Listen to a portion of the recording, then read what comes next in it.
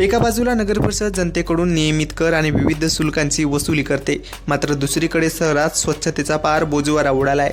कर घ्यायला तत्पर पण सेवा द्यायला सुस्त अशी काहीशी अवस्था सध्या नगरपरिषदेची झाली आहे।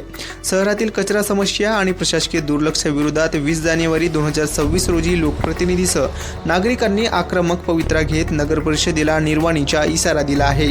शहरातील सर्वच प्रभागांमध्ये सध्या अस्वच्छतेचे विदारक चित्र पाहायला मिळत आहेत। नियमित साफसफाई होत नसल्याने गल्लोगल्ली कचऱ्याचे ढीग साचले आहेत। विशेष म्हणजे प्रशासनाकडे घंटागाड्या उपलब्ध असूनही त्या धूळ खात पडून आहेत। गाडी खराब आहे हे एकच पालुपत प्रशासनाकडून वारंवार ऐकवले जात आहे, मात्र या गाड्या दुरुस्त करून त्या मार्गी लावण्याची साधी तसदीही नगर परिषद घेताना दिसत नाही।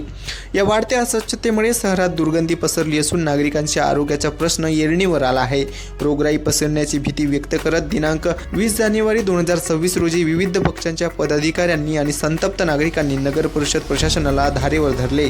यावेळी उपस्थित असलेले उपजिल्हा प्रमुख अशोक आरखेल म्हणाले की जनतेचा पैसा कराच्या स्वरूपात घेणाऱ्या नगर परिषदेने नागरिकांना किमान आरोग्यदायी वातावरण तरी द्यावे।